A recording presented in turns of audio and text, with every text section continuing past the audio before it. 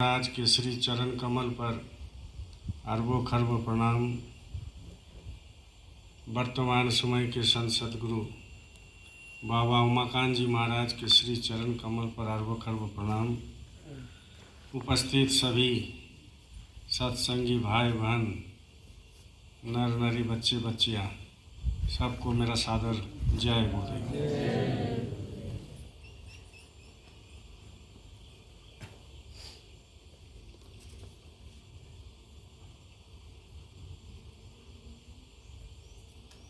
देखिए प्रेमियों,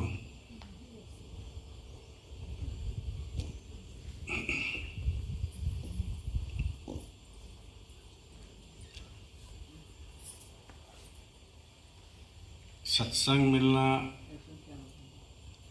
कलयुग में बहुत मुश्किल है। सत्संग मिलता ही नहीं है, कोई नहीं मिलता है, क्योंकि सत्संग का जो परिभाषा होता है, सत्संग का जो मायने होता है, वो लोगों को समझ में नहीं आता कि सत्संग क्या है। लोग राम कथा में चले जाते हैं, बोले सत्संग है। लोग कृष्ण कथा में चले गए, सत्संग है। लोग भागवत कथा में चले गए, सत्संग है। लोग तीर्थ में चले गए, तीर्थ करने के लिए गए थे। लोग इधर उधर प्रवचन सुनने चले जाते हैं, वो भी बोलता हूँ सत्संग है। तो ये जो अंधेरा है, बोलिए जय गुरुदेव। ये जो अंधेरा है विचारों का, ये अंधेरा दूर होना बहुत मुश्किल है। जब तक आपको सद्गुरु नहीं मिलेंगे, तब तक इस विचार को, जो गलत विचार रखा हुआ है मन में, ये विचार से आप मुक्त नहीं हो सकते। क्योंकि ये सद्गुरु का ही करामत है, जो सत्संग किसे कहते हैं वो समझाते हैं।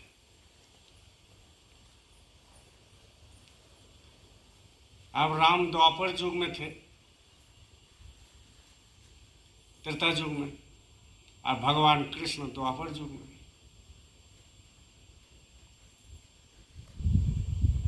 अब त्रेता युग में भगवान राम क्या क्या लीला किया, वो सब कोई जानता, जग जाहिर है क्या क्या लीला किया, वो सब कोई जानता है, बच्चे बच्चे तक, बूढ़ा तक। कि भाई रावण जो है सीता माँ को हरण कर लिया, अशोक वाटिका में रखा, राम तड़पते रहे, सीता को जो है उद्धार करने के लिए वो लंका में पुल बनाए, रावण का ध्वंस किया, सीता को लेकर आए। फिर सीता मैया को जो है लोगों ने जो है बोले कि भाई ये पवित्र है कि नहीं, इतना दिन रावण के पास थे तो इसका भी परीक्षा होना चाहिए। फिर जब भूमि को जो है, मिट्टी को जो है प्रार्थना किया कि ये जो सिलसिला है संसार का, ये हम बर्दाश्त नहीं कर सकते हैं, तो आप जो है हमको जगह दीजिए, पनाह दीजिए। तो मिट्टी फाक हो गया, सीता माँ उसमें चले गए। ये सब कहानी सबको मालूम है, लोग कहते हैं इसको सत्संग। इसके बाद द्वापर में भगवान कृष्ण महाभारत कर दिए, जेल में पैदा हुए, फिर दूसरा माँ के पास गए, फिर रासलीला रचाए 16,000 गोपी के साथ। ये सब कहानी भी सबको मालूम है, इसको कहते लोग सत्संग।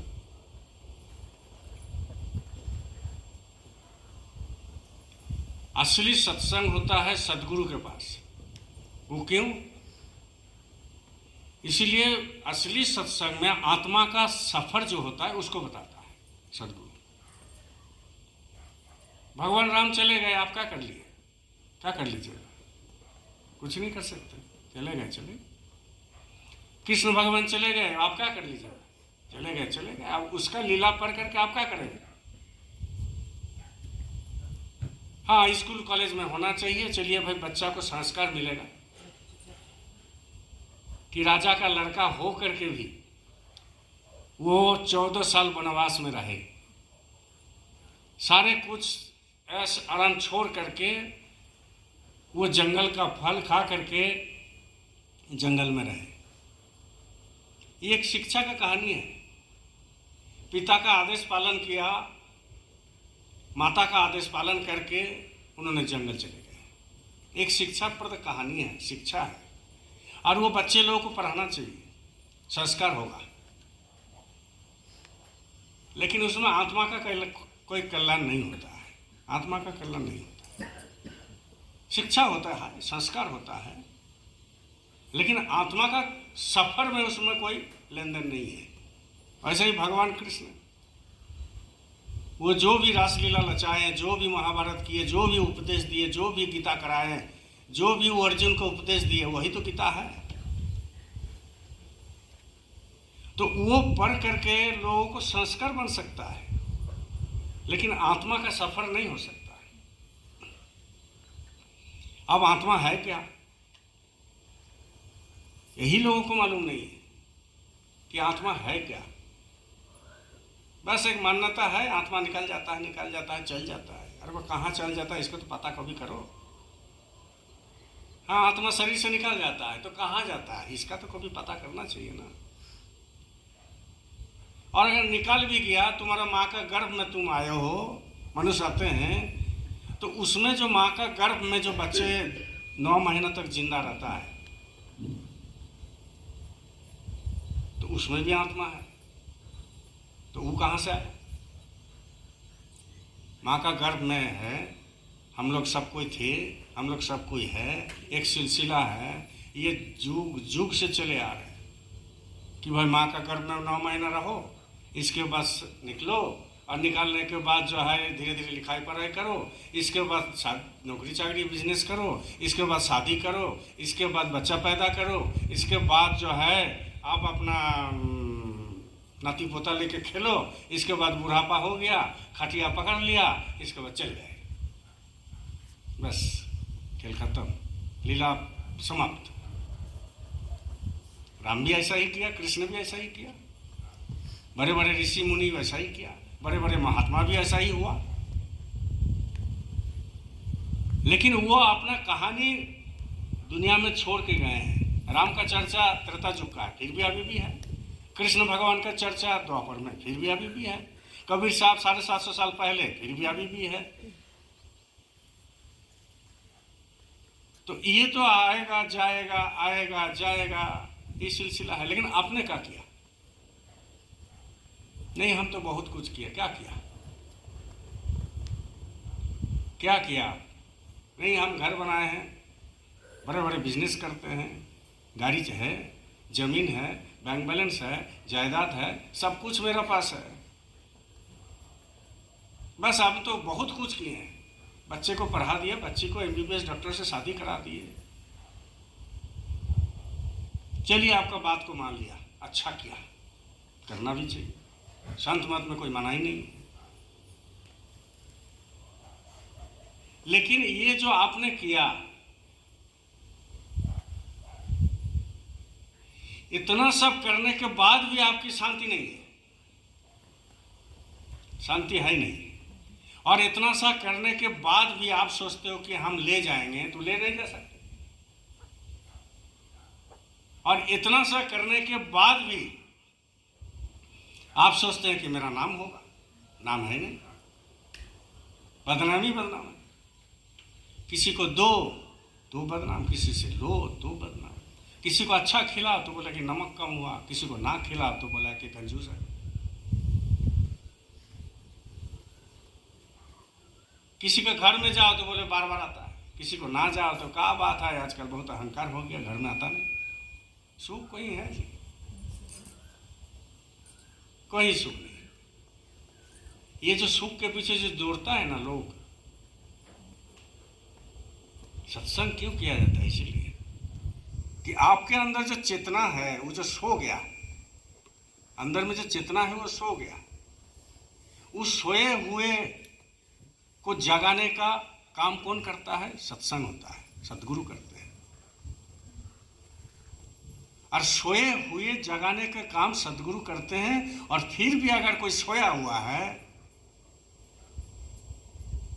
तो उसका सीधा रास्ता नरक है, सीधा रास्ता नरक है। आपको जगाने के लिए आते हैं और आप जागते नहीं, तो भाई आपका रास्ता कहाँ है? आपका रास्ता तो नरक है। कोई आदमी उधर जा रहा है, चाहे कोई लोग जा रहे हैं, आप बच्चे जा रहे हैं, तो बोले उधर मत जाओ। नहीं नहीं हम जाएंगे, आप क्या कर लीजिएगा? वो अगर बोलता है हम जाएंगे जी, आप क्या कर लीजिएगा? हम अपने मर्जी से जाएंगे, आपको सुनने पर जाएंगे? नहीं जाएंगे। तो आदमी क्या बोलेगा? जाओ भाई जाओ। अब जो चला गया, कोई अघटन हो गया जिंदगी में, तो उसमें किसका दोष है? जगा रहा है, बोलिए जय गुरुदेव। जगा रहा है, लेकिन फिर भी वो बोले कि हम नहीं जागेंगे।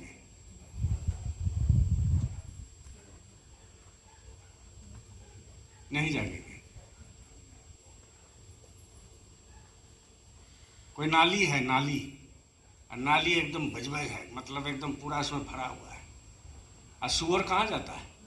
उसी में मुंह डुबाएगा, उसी में मुंह डुबाएगा और उसी से जो है खाएगा,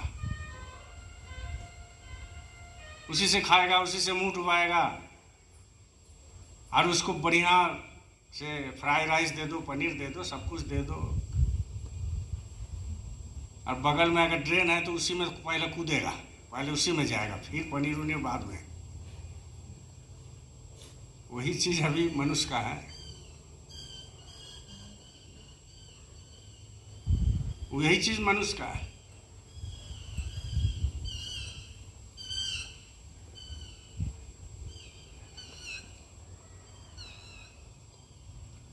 तो इसीलिए कबीर साहब लिखते हैं, कबीर साहब बोलते हैं कि मार्ग मार्ग चलते जो गिरे ताको नहीं दोष। बहुत बारीकी से सुनिएगा। मार्ग चलते जो गिरे, मार्ग चलते में जो गिरे, मार्ग मतलब रास्ता, जो गिरे ताको नहीं दोष। और कहे कबीरा बैठा रहे ता सिर करोड़ों दोष।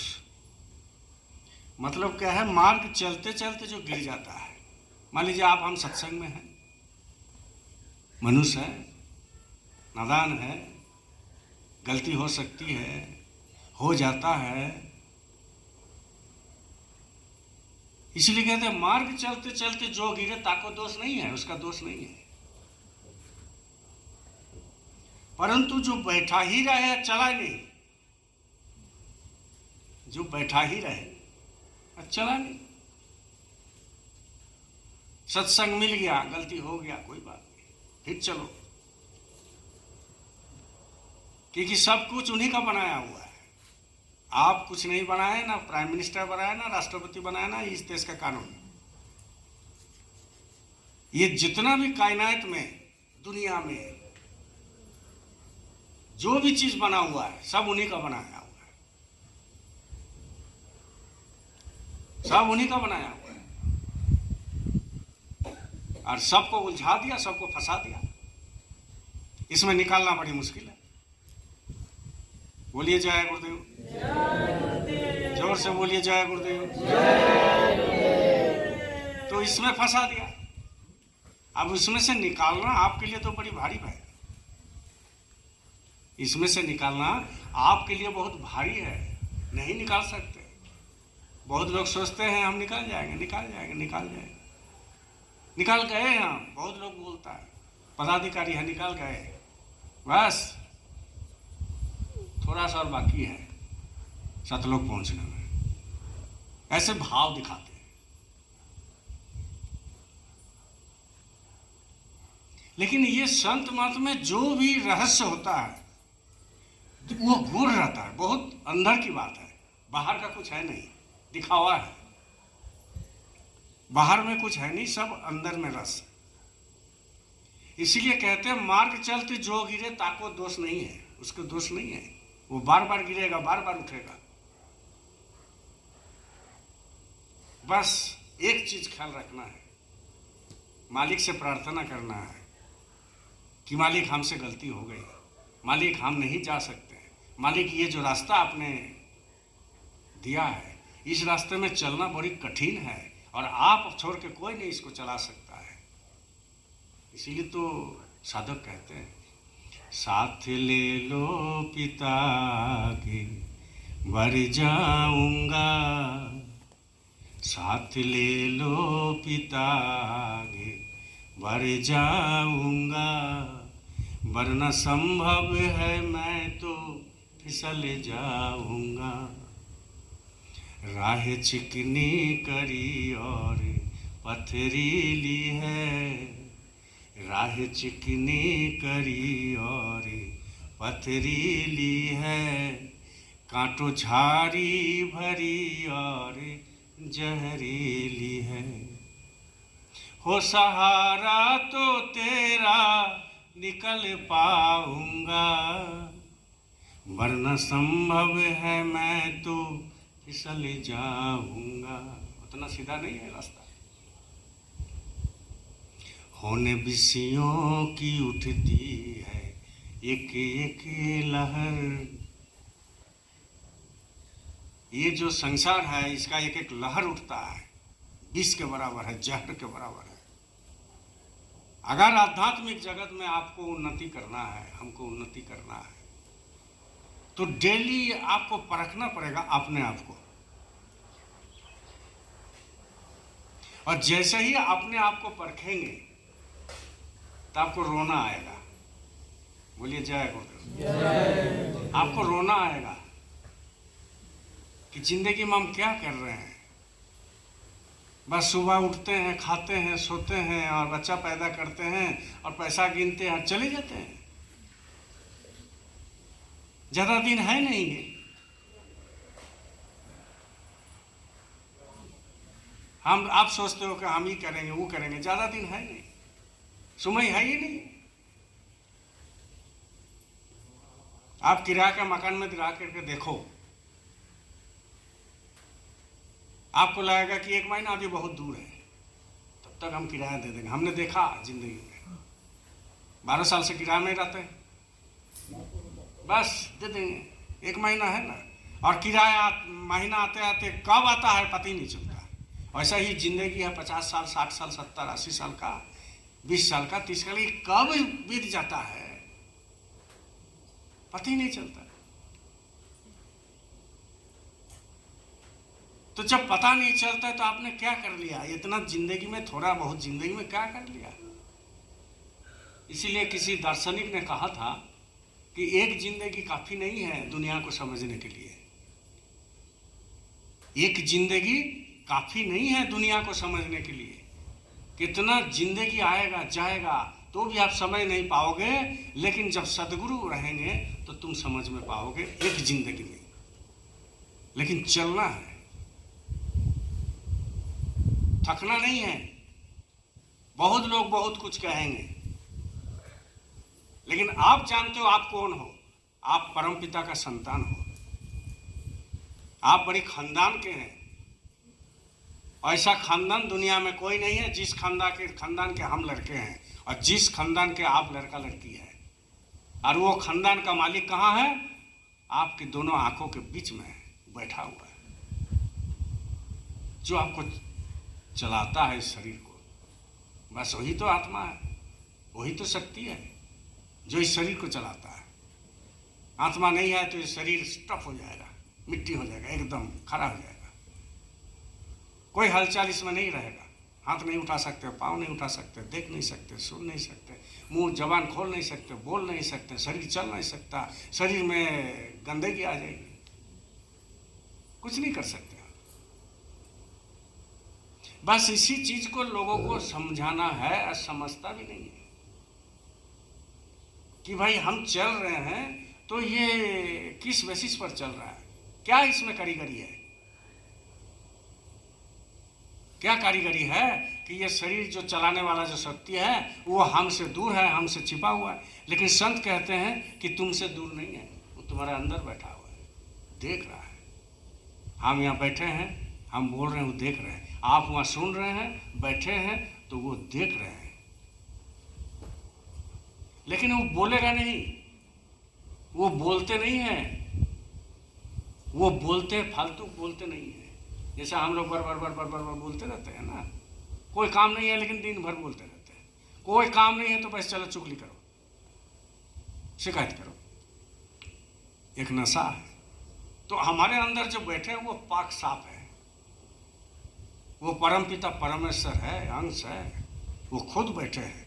तो वो इधर उधर थोड़ी बात करेंगे, वो बात किससे करते हैं? उनकी बिरादरी से करते हैं, उनकी बिरादरी से करते हैं।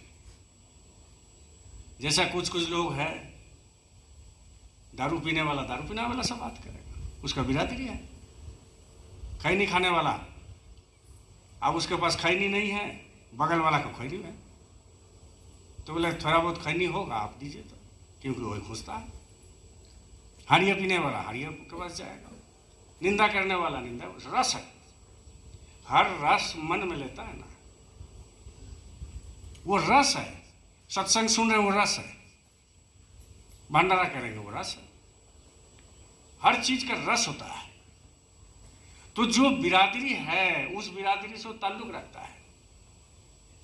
कोई कोयरी महतो है तो कुर्मी महतो से शादी थोड़ी दे देगा, देता है? नहीं ना देगा। जो ब्राह्मण है वो कास्ट से थोड़ी दे देगा, जो कास्ट है ब्राह्मण से नहीं देगा। खोजता है अपना बिरादरी को। तो हमारे अंदर जो बैठे हैं वो परमपिता परमेश्वर, वो अपनी बिरादरी को खोजते हैं। कौन सा?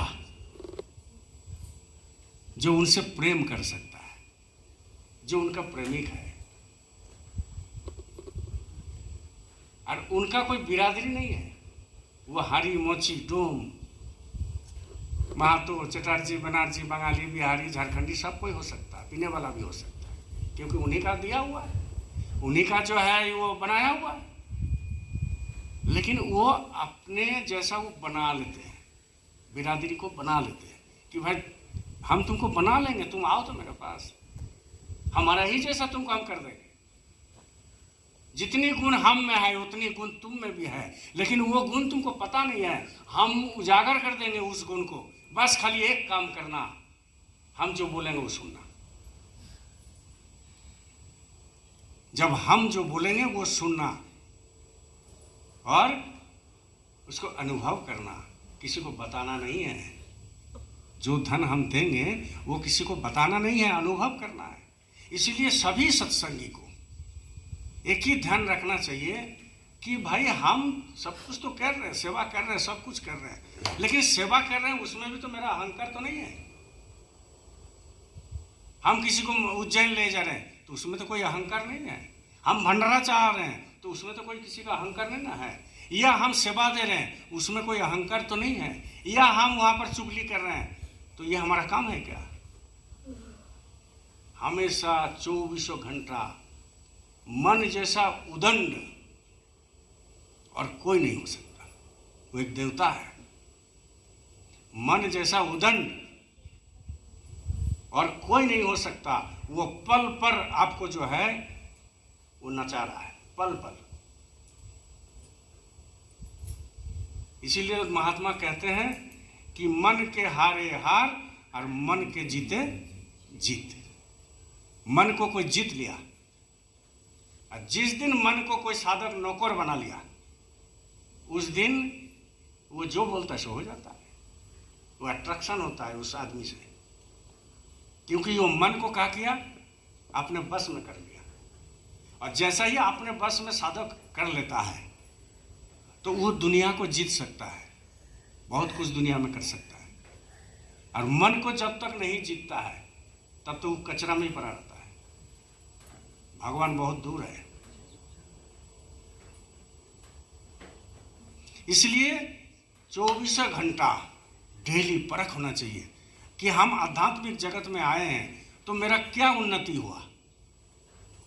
और वो भी जब उन्नति होता है, जब दिखाई देता है कि नहीं आज हम बहुत रोए हैं मालिक के लिए, आँख से खूब आंसू गिरा, ये आज हम सत्संग गए थे, ये आज जाकर के 2000 रुपये सेवा दे के आए, ये आज बहुत भंडारा में सेवा किए, बाल्टी में भर भर के जो है दाल पिलाए लोगों को और पानी पिलाए।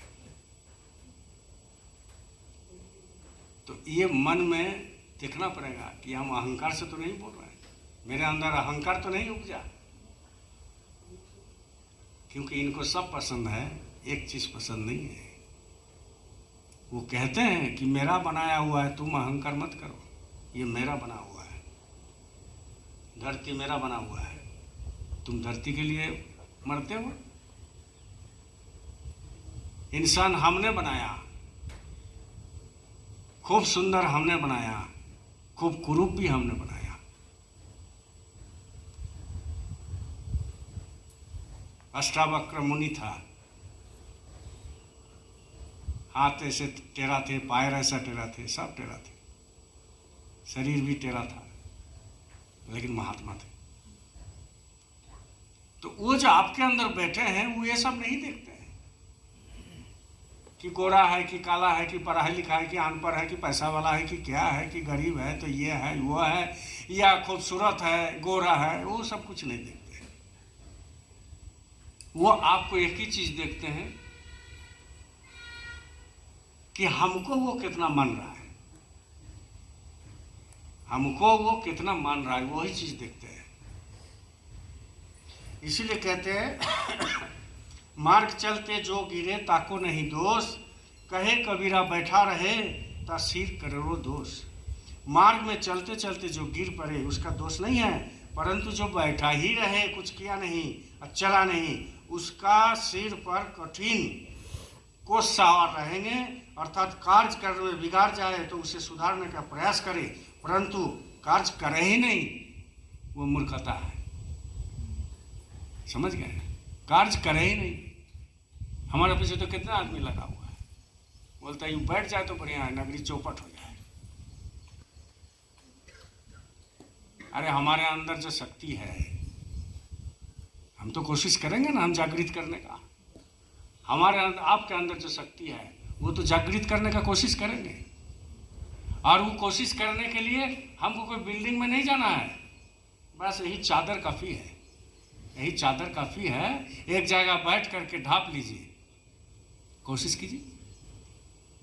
उसके लिए माल मसाला का थोड़ी ज़रूरत है, उसके लिए अगरबत्ती, बेलपत्ता, रुपया, पैसा, मान सम्मान, पूजा पाठ, तीरथ व्रत, इधर उधर कोई जरूरत नहीं है। ये खाली एक कपड़ा ही काफ़ी है। जैसा ही ओढ़ लीजिएगा एकांत हो गए, दुनिया आपको दिखाई नहीं देगा। और जैसा ही दुनिया नहीं दिखाई देगा तो मन में ऑटोमेटिक आएगा कि हम अकेले हैं। भीड़ आदमी का है, आदमी अकेला है। भीड़ आदमी का है, आदमी अकेला है। अकेला तो जाना है, आए हैं अकेला है। भीड़ आदमी का है, आदमी अकेला है। भीड़ आदमी का है। यहाँ कितना आदमी बैठे हैं, लेकिन जब हमारा शरीर छूटेगा तो कोई नहीं जाएगा। 2 बूंद आंसू गिराए, 2 बूंद आंसू गिराएगा। आज बाबा जय गुरुदेव जी महाराज चले गए, भंडारा आने वाले हैं 2, 3, 4 उज्जैन में।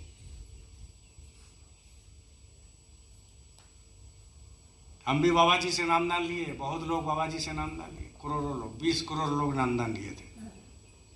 उसमें 1 करोड़ लोगों को बाबा जी ने बोरा पहनाया। तो 1 करोड़ में हमको लगता है जी 50,000 तो बोरा छोड़ के भाग गया। और 20 करोड़ लोगों को नामदान दिए थे, उसमें से 15 करोड़ फिर खाने पीने लग गया होगा। और कोई कोई जो है छुपे रुस्तम है, चुपचाप भाई इधर उधर मत जा, साधन करो, बैठो। अभी महाराज जी भी जो है 12-13 साल से करोड़ों को नामदान दे दिए। ये चलता रहेगा, सिलसिला है। मालिक के बाद फिर कोई आ जाएगा, फिर नामदान देने लगेगा। तो आपने क्या किया?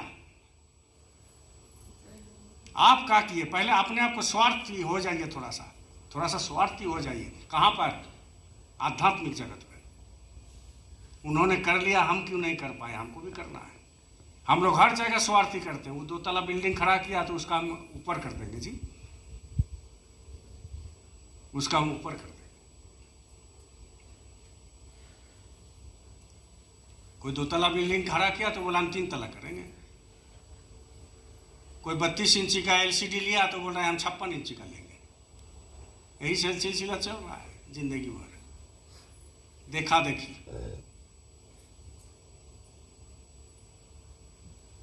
और संत मत में कहते हैं लेखा लेखी की है नहीं, देखा देखी की बात।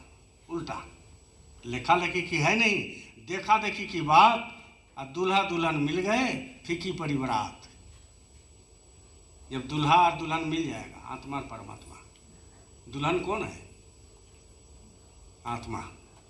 और दूल्हा कौन है? परमात्मा। दूल्हा के साथ दुल्हन का जब शादी हो जाता है, जिस दिन आपने नामदान लिया उस दिन आपको नया जन्म हुआ। हमको कोई बोलेगा दादा आपका उम्र कितना है, हम तो बोलेंगे शरीर का उम्र 63 साल है, मेरा उम्र पता नहीं। आत्मा कभी मरता है? कभी उम्र होता है आत्मा का? आत्मा को कोई उम्र नहीं होता है। वो अजर है, अमर है, कोई मार नहीं सकता, डुबो नहीं सकता, जला नहीं सकता, कत्ल नहीं कर सकता। अजर है, अमर है। इसलिए तो उतना पावर है उसमें, वो कभी मरता नहीं है। तो भाई आपका उम्र हो गया 63 साल, 22 साल, 20 साल, 14 साल, जो भी हो, लेकिन नया जन्म आपका कब हुआ? जिस दिन आपने नामदान लिया। क्योंकि क्यों कोई गड्ढा में गिरे हुए थे, मालिक की दया से मालिक नया जन्म दे दिया, उठा करके खड़ा कर दिया कि देखो ये घर तुम्हारा नहीं है, घर उधर है, चलना है। चलने के लिए कोई गाड़ी की जरूरत नहीं है, एक ही गाड़ी है जो जय गुरुदेव नाम रूपी जहाज है, वही गाड़ी है, उसी में चढ़ जाना है। तो हम लोग तो चढ़े हैं। अब चढ़ने के बाद भी जो है उसी नाव को जो है छेदा करने के लिए कोशिश कर रहे हैं दिन भर। तो वो ऐसा नाव बना हुआ है, छेदा नहीं होगा ना डूबेगा, लेकिन आप खुद छेदा हो जाओगे, खुद डूब जाओगे।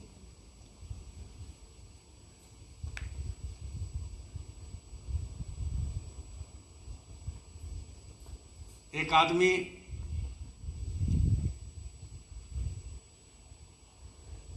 एक महात्मा का भक्त था।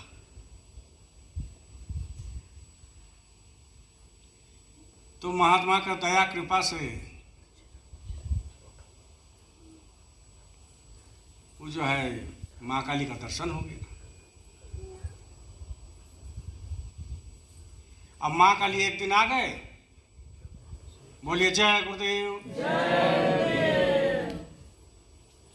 माँ काली एक दिन आ गए उनके सामने, और आने के बाद बोले क्या चाहिए बताओ, क्या चाहिए बताओ। तो वो बोले कि हुजूर, माँ काली को बोले माताजी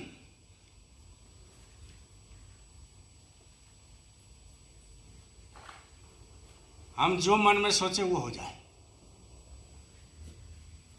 जो मन में सोचे वो हो जाए। बोले ये नहीं हो सकता, तब तो तुम प्रलय कर दोगे। जो मन में सोचे वही हो जाए, प्रलय हो जाएगा। बड़ा बड़ा साधु इसी में फंस गया, ऋषि दुर्वासा इसी में फंस गए, बड़ी क्रोधी थे। और साधना का बल था, कोई कुछ बोल दिया तो बस सीधा कर देगा। आप लोग क्या सोचते हो कि आज हो गया 20 साल, 25 साल, 30 साल, 40 साल नामदान ले लिए, अभी तक जो है गुरु महाराज हमको कोई पावर नहीं दिया। आज अगर गुरु महाराज आपको पावर दे देना तो आप देवू सरकार को यह अभिशाप देने लगोगे, इसको बर्बाद कर दो, उसको मार दो, उसको बीमारी कर दो, तो आपका बात लग जाएगा। अच्छा काम में तो लगेगा नहीं, पूरा काम कर देगा। कोई आपको कुछ बोल दिया, तुम जानते हो हमको, बस अभिशाप दे दिया, और जैसा ही अभिशाप दे देगा लग जाएगा, और आपका घट गया, बैंक बैलेंस कम हो गया। यही तो नियम है। तो बोले कि देखो तुम जो चाहोगे वो नहीं हो सकता, वैसा हम अभी ये नहीं दे सकते वरदान। तो बोले इतना तो आप वरदान दे सकते हैं ना माता जी,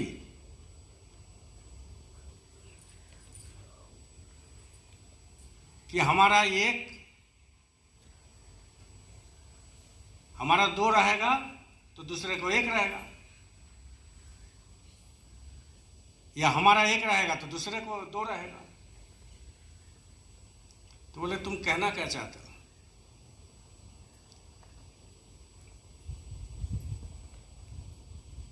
तो बोल रहा है कि हमारा 2 घर है, 1 घर है, तो इसको हमको 2 होना चाहिए। तो बोले कि ठीक है, ये तो ठीक है, कोई दिक्कत नहीं।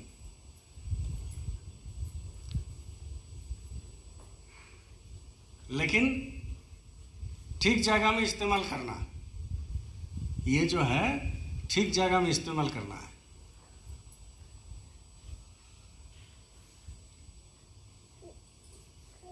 तो माँ काली बोले कि तुम्हारा तो एको घर नहीं है, 1 घर नहीं है। बोले झोपड़ी है। तो बोले इसको क्या करना चाहते हो? बोले इसको जो है हम पक्का बनाना चाहते हैं। तो बोले तुम सोच लोगे तो हो जाएगा, ऑटोमेटिक हो जाएगा। लेकिन एक शर्त है, काली माई बोले एक शर्त है, तुम 1 मांगोगे तो पड़ोसी को 2 मिलेगा। बस समझ गए?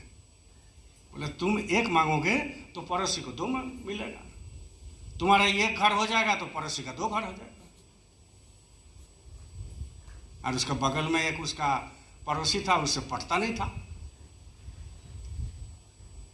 तो बोले कि हमारा 1 होगा उसका 2 होगा, ऐसा ही झगड़ा होते रहता है तो फिर और चलेगा हमारे ऊपर।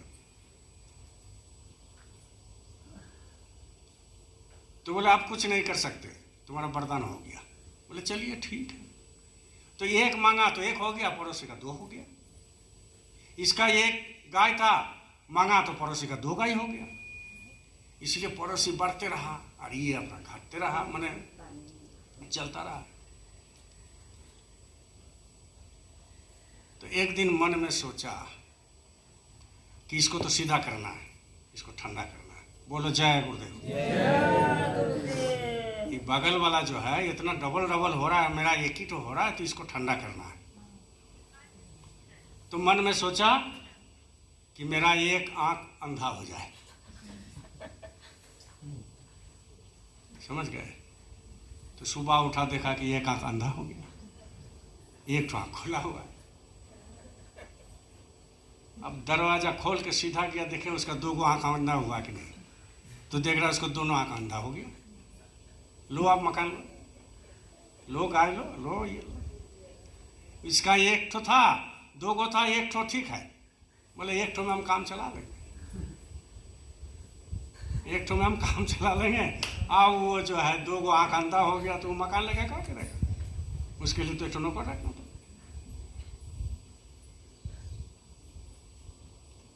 तो हम लोगों को जिंदगी भर ही रगड़ा धगड़ा है,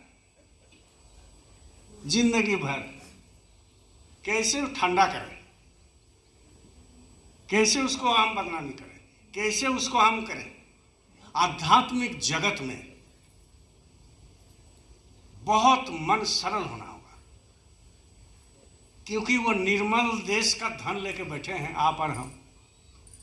तो वो निर्मल देश में जाने के लिए आपको निर्मल होना ही पड़ेगा। और निर्मल होने के लिए एक ही रास्ता है, वो है आत्मविश्लेषण और सत्संग। आत्मविश्लेषण मतलब एनालिसिस करना पड़ेगा, अपने आप को देखना पड़ेगा कि हम कोई गलती किए तो सुधार जाए, हम कितना सुमिरन कर रहे हैं, हम कितना ध्यान कर रहे हैं, हम कितना भजन कर रहे हैं। हम उज्जैन जाएंगे तो भाई वहाँ से हम क्या लूट के लेकर के आए? आध्यात्मिक धन। ये नहीं कि वहाँ का भंडारा का पैसा ही लूट के लेकर आ गए। ऐसे भी सुनने में आता है। तो ये मन में होना चाहिए कि हम मालिक का वहां उज्जैन में दर्शन करने जाएंगे, वहां ज्यादा से ज्यादा सेवा, ज्यादा से ज्यादा धन कैसे हम कमाएं। कौन सा धन? ये धन नहीं, आध्यात्मिक धन, कि वहां से आने के बाद भी हमको यहाँ सुमिरन धन भजन पक जाए, वहां दया मिल जाए, आने वाले दिन में गुरु की दया से हमारा आत्मा जाग जाए, तब उज्जैन जाना सफल है, तब तीर्थ जाना सफल है। नहीं तो जाओ और आओ घरिया दशा।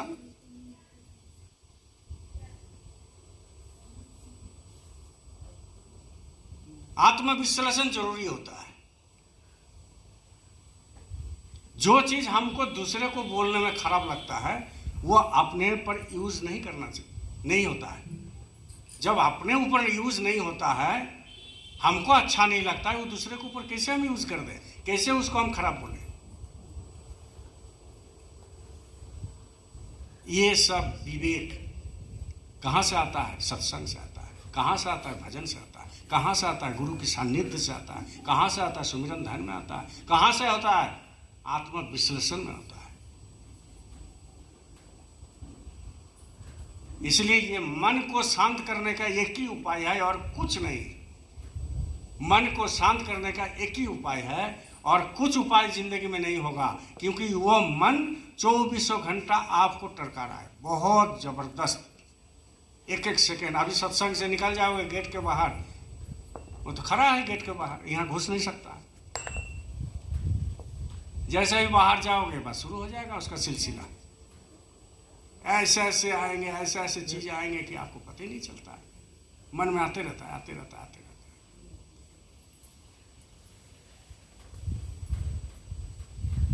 इसलिए आप सभी लोगों को हम एक ही रिक्वेस्ट करेंगे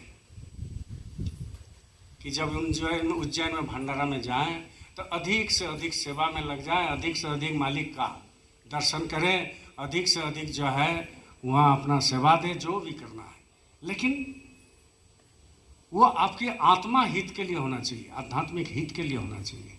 ये नहीं कि यहाँ बास में चढ़े तो चुगली करते करते गए, ये नहीं कि वहाँ टेंट में चुगली चल रहा है, एक दूसरे का बात, कोई फायदा नहीं। जब गुरु महाराज ने बता दिए किसी का निंदा ना करना ना सुनना, इसमें तुम्हारा कर्म का बोझ लद जाएगा।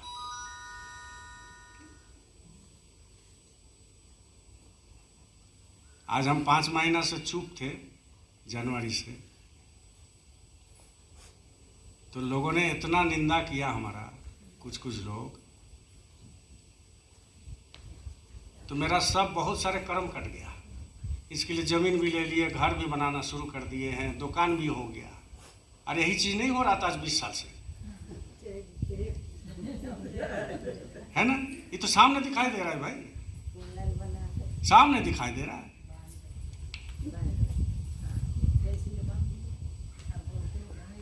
बेटा का प्रमोशन भी हो गया बड़का कंपनी में, लेकिन ये 10-15 साल से नहीं हो रहा था, ये 5 महीना में हो गया। उसका कारण क्या है? हम मन में सोचते हैं बहुत कुछ, उसका कारण है, उसका कारण यह है कि बहुत निंदा हुआ, बहुत निंदा हुआ।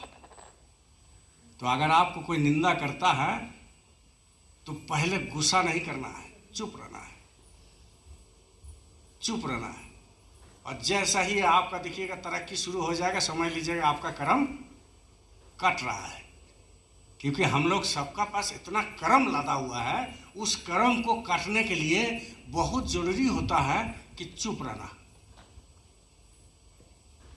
चुप रहना बहुत जरूरी होता है। गुरु महाराज सख्त कहते थे कि 2 आदमी का बीच में झगड़ा में तीसरा मत जाओ, 2 आदमी का झगड़ा में तीसरा आदमी मत परो, परोगे तो फंस जाओगे। और अधिक सत्संग यही काम करते हैं, 2 में तीसरा पड़ जाता है।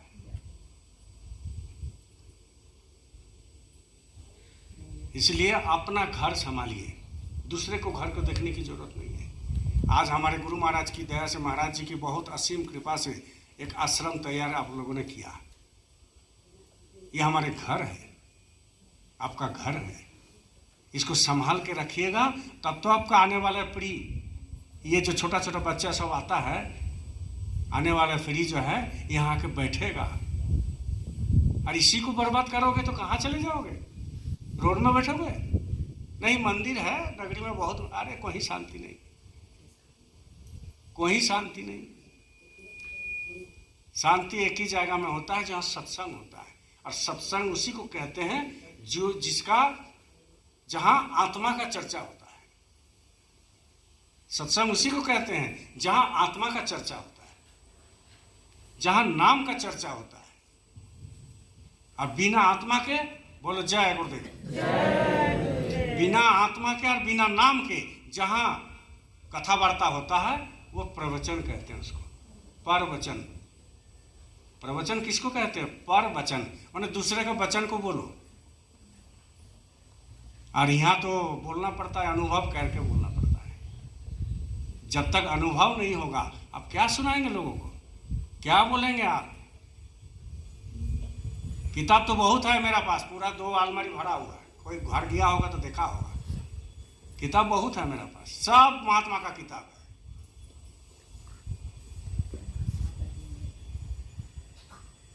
किताब में 2-4 कहानी आप एग्जाम्पल दे सकते हैं, बोल सकते हैं, लेकिन ये आत्मा परमात्मा का जो धन होता है, आत्मा परमात्मा का जो गठबंधन होता है, आत्मा परमात्मा का जो शादी होता है, मैरिज होता है, और वो गुरु की जो आशीर्वाद रहता है, तो ये आपको कहाँ मिलेगा?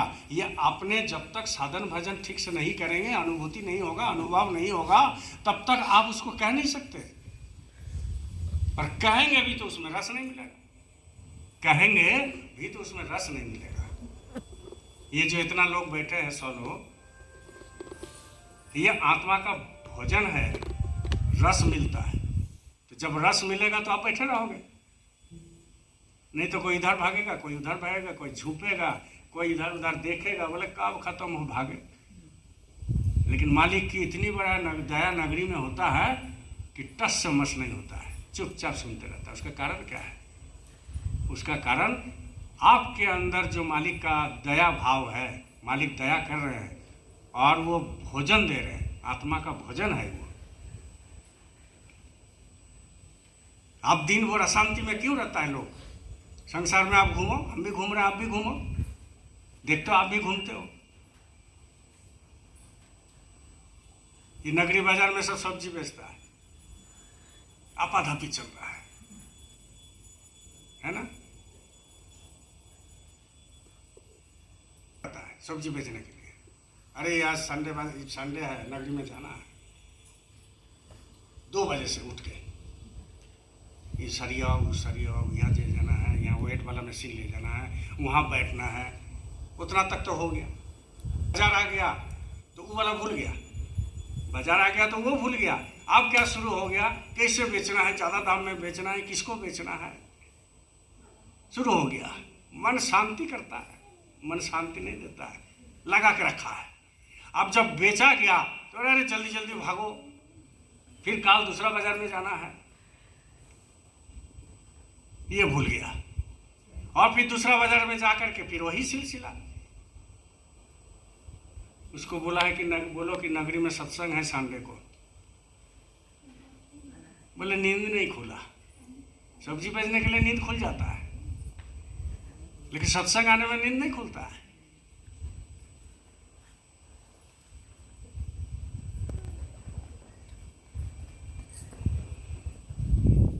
यहाँ पूनम का सत्संग भंडारा जब चालू नहीं किए थे, 1 साल से चल रहा है, जो भी हो थोड़ा बहुत करके, तो बहुत 2-4 लोग बोलते थे कि पूनम का भंडारा चलाइए भैया, पूनम का भंडारा चलाइए। शुरू हो गया, लेकिन जो बोलता था वही नहीं आता है।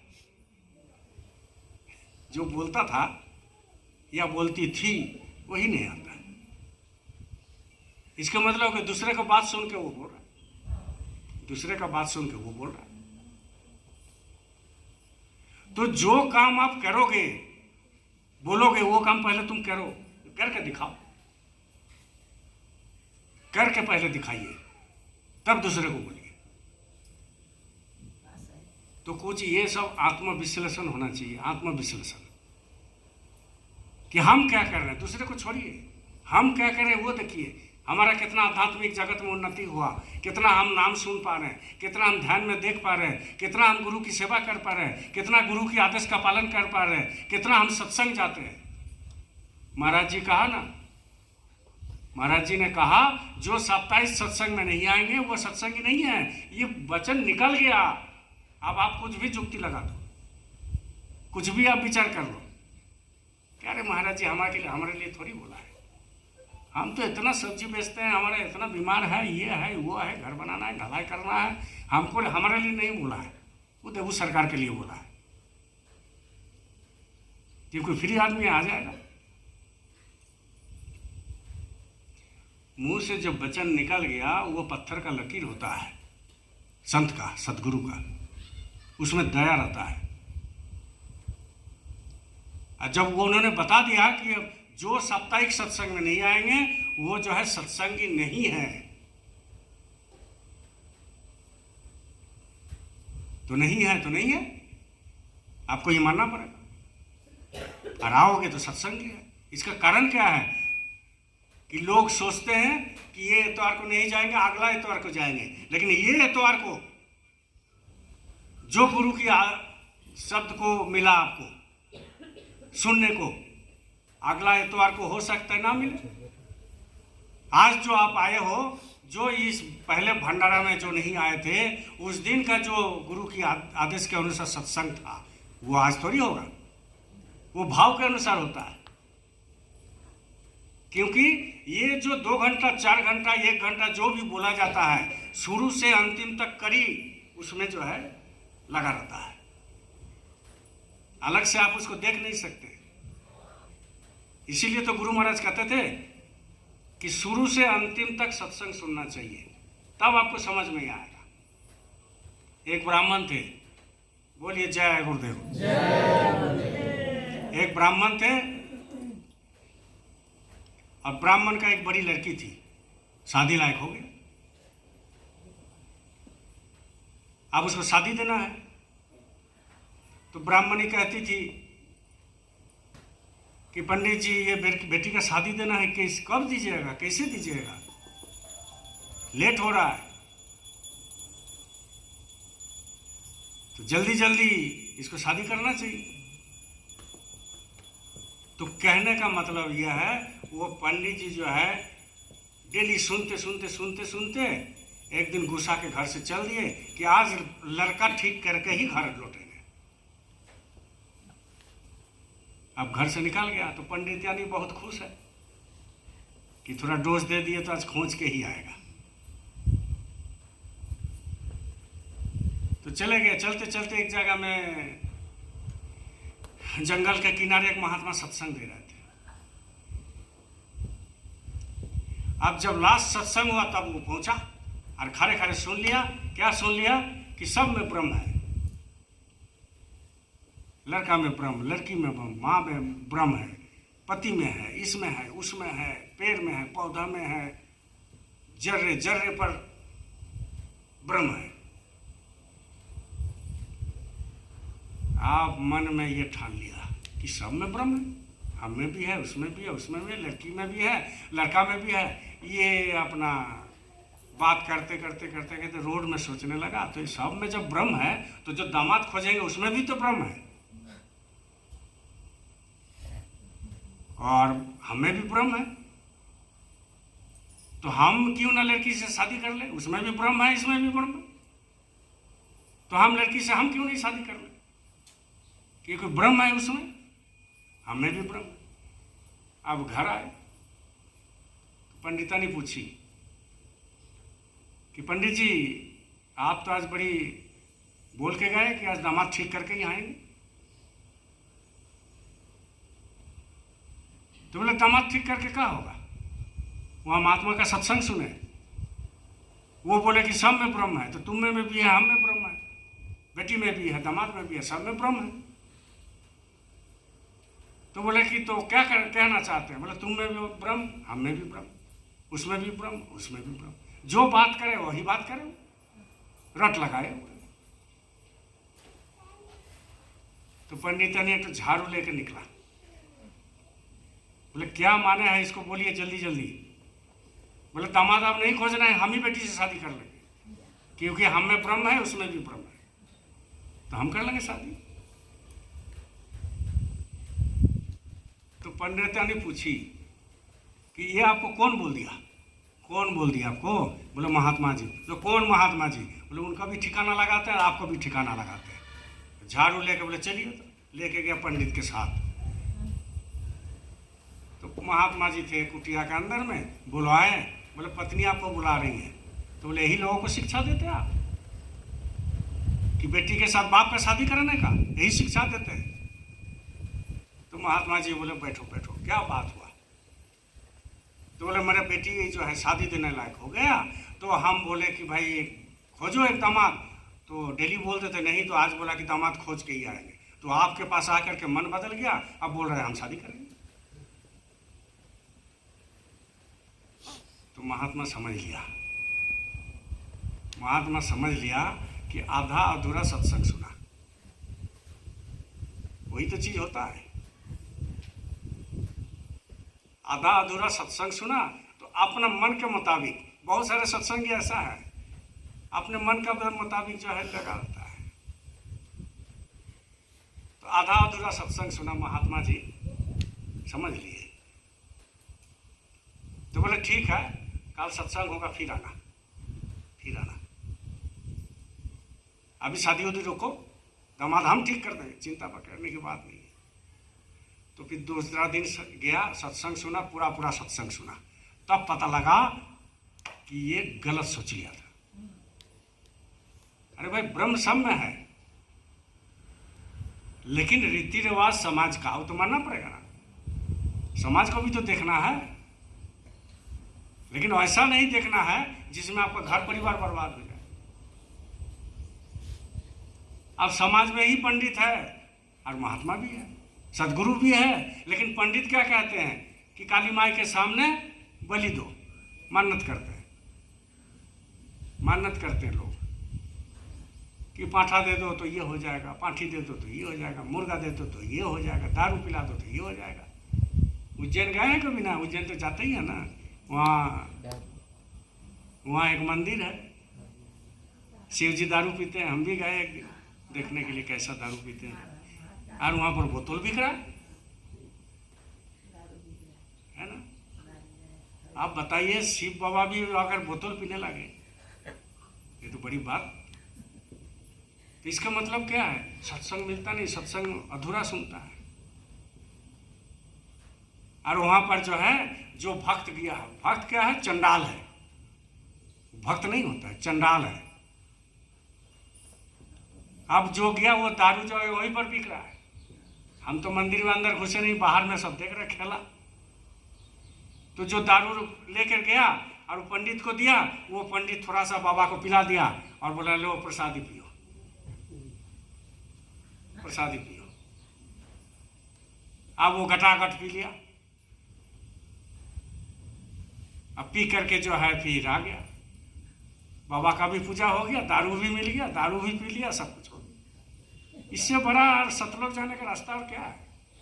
लोग सोचते हैं सतलोक चले जाएंगे, ऐसा करतूत से सतलोक जाता है? ऐसा करतूत से आपको समाज देखेगा? ऐसा करतूत से आप धर्म कमाएंगे? ऐसा करतूत से आप धर्म को समझाएंगे? ऐसा करतूत से आप माँ बाप का सेवा करेंगे? ऐसा करतूत से आप जो है देश का सेवा करेंगे? और ऐसा करतूत से आप बोलेंगे कि हम सनातनी हैं, हम जो है बहुत धार्मिक है? क्या सीख रहे हो? बच्चा को क्या सीख दोगे? अब वो एक बोतल लेके जाता है शिव के पास, उसका बेटा 4 बोतल लेके जाएगा। और पंडित भी ऐसा एक कानून बना देगा कि यहाँ 4 बोतल में नहीं होगा, 16 बोतल चाहिए, तो वही लोग मानेगा आने वाला दिन। अब जब ये चलने लगेगा तो उज्जैन में वही मंदिर के बगल में एक फैक्ट्री भी दारू का खुल जाएगा, और जब फैक्ट्री खुल जाएगा तो उसका भी कमाए, सबका कमाए, और समाज बर्बाद, देश बर्बाद। अरे ऐसे कुछ नहीं होता है, सच्चा धर्म को अगर कमाना है, सच्चा धर्म को अगर समझना है, समझाना है, तो वर्तमान समय के जो सदगुरु होते हैं उसके पास जाना पड़ेगा। आज बाबा जय गुरुदेव जी महाराज चले गए, शरीर छोड़ दिए। अब वो तो वहां से आकर के आपको पंचभौतिक शरीर में नहीं समझाएंगे। वो चले गए सो चले गए, पंचभौतिक शरीर में वो अब आने वाले नहीं है। बोलिए जय गुरुदेव। पंचभौतिक शरीर में आकर के आपको नहीं समझाएंगे। तो संत कहते हैं क्या है कि जब वो जाते हैं तो किसी को छोड़ के जाते हैं। आज महाराज जी नहीं रहते तो ये जय गुरुदेव संस्था डूब जाते हैं। लोग दूसरा जगह जाते हैं, वहाँ नामदान मिलता नहीं, खाली जय गुरुदेव करते रहो। तो तुम तो ना 5 नाम ले लिया, तुम्हारा बेटा कहाँ जाएगा, तुम्हारा नाती पोता कहाँ जाएगा? 5 नाम तो उन लोगों को मिलेगा। तो धीरे धीरे लुप्त हो जाता है। राधा स्वामी महाराज थे तो वो किसी को दे के गए। गुरुलाल जी शर्मा थे, दादा गुरु, वो किसी को दे के गए। हमारे गुरु महाराज थे, किसी को दे के गए। और जिनको दे जाते हैं वो पूर्ण रूप से जो है पावर में रहते हैं। तो वो काम आज हो रहा, नहीं तो बेकार हो जाता है सब। तो कहने का मतलब है, समझिए, खाली सत्संग सुनने से नहीं होता है, आत्मविश्लेषण होना चाहिए, समझना चाहिए। ज़्यादा बात मत करो लोगों से, ज़्यादा किसी का घर मत जाइए। निंदा चुगली से हजारों कोस दूर रहिए, चुप रह जाइए। जितना बात करेंगे उतना निकलेगा मुंह से, तो क्या जरूरत है। ये दुकान का शटर है, जानते हैं? ये जो मुंह है ना, ये दोनों ओर जब बंद हो जाता है, ये दुकान का शटर है कि नहीं? अब दुकान, हमारा दुकान में मिठाई है अंदर में, तो बाहर से तो कुछ भी बोल सकता है लोग कि दुकान में क्या है पता नहीं, लेकिन जब शटर उठाएंगे तो मिठाई देगा कि नहीं नजर। वैसा ही दारू का दुकान है, शटर बंद है, शटर खोल दो तो देखो दारू भरा होगा। आप लोगों को सामने ये आप दिखाओ शटर खोल करके कि आपके अंदर दारू भरा हुआ है कि मिठाई भरा हुआ है। ये आपका ड्यूटी है। और जैसा ही शटर खुल जाएगा तो लोगों को पता लग जाएगा कि किस टाइप का आदमी है। इसीलिए ये प्रेम का रास्ता है। जो प्रेम गली में, जो प्रेम गली में आए नहीं हो, प्रेम का मतलब क्या जाने। जो प्रेम गली में आए नहीं हो, प्रेम का मतलब क्या जाने। जिसने कभी प्रेम किया ही नहीं हो, प्रेम का मतलब क्या जाने। जो कभी प्रेम नहीं किया, जो कभी गुरु से प्रेम नहीं किया, वो प्रेम का मतलब क्या जानेगा कि इसमें क्या रस है अंदर में। बाहर कुछ नहीं दिखाई देगा आपको। दिखाई कब देगा? जब आप उस प्रेम रस में आप डूब गए, तब आपको दिखाई देगा कि सामने वाला आपका जो प्रेम रस है वो डूबा कि नहीं, और आपके अंदर प्रेम रस में आप डूबे ही नहीं। जिसने कभी प्रेम किया ही नहीं हो, प्रेम का मतलब क्या जाने। जो प्रेम गली में आए नहीं हो, प्रेम का मतलब क्या जाने। जो कभी प्रेम किया ही नहीं। एक लड़का लड़की प्रेम करते हैं, रात में नींद नहीं आता है उसको, रात में नींद नहीं आता है। वो भी कोई ऐसा प्रेम नहीं है शरीर का ख्वाहिश पूरा करने के लिए। और वो प्रेम में उसका रात में नींद नहीं आता है। कब भेंट करेंगे, कब बात करेंगे। दुनिया एक, माँ बाप एक तरफ और वो उसका पति और वो एक तरफ। तो जब संसार में ये प्रेम इतना वैल्यू है तो इनसे जो प्रेम करेगा, आप समझते हो, लड़का लड़की प्रेम करते हैं, अगर माँ बाप बोल दिए कि शादी नहीं देंगे तो आत्महत्या कर लेता है। उसके लिए, शरीर के लिए आत्महत्या कर लेता है। मन में मन लग जाता है, दिल में दिल लग जाता है। लेकिन इनसे जब प्रेम हो जाएगा तो आप समझ सकते हो कितना आंसू गिरता है।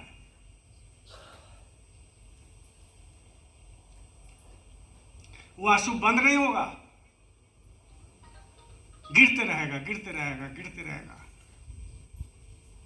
और वो आंसू कहां से आता है? जो आंसू गिराते हैं उसी को समझ में आता है।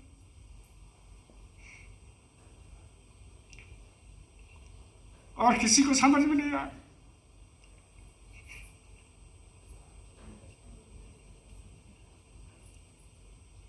इसीलिए धन किसका है? मालिक का। और वो गुरु महाराज की दया तब वो उभर के आता है,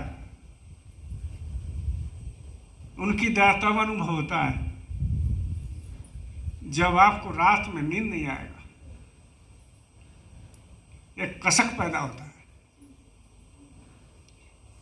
कि आज रात हो गया, फिर सुबह दिन आएगा, फिर सुबह दिन आने के बाद फिर रात आएगा, फिर रात आने के बाद फिर सुबह आएगा। इसी तरह जिंदगी बिगड़ते जाएगा, जिंदगी चला जाएगा। और एक दिन ये शरीर मिट्टी में मिल जाएगा। क्या मिला जिंदगी में आपको? क्या मिला? कुछ नहीं मिला। इसलिए मालिक से हमेशा प्रार्थना करो कि मालिक कुछ भी हो, 2 बूंद आंसू जरूर आपके लिए गिरे। सच्चा धन है ये। अगर उनके लिए 2 बूंद आंसू गिरता है, ये सच्चा धन है। आपको जिंदगी सफल हो जाएगा। ये जिंदगी सफल बनाने का एक नमूना है। जिंदगी सफल हो जाता है। बोलिए जय गुरुदेव, जय गुरुदेव, जय गुरुदेव।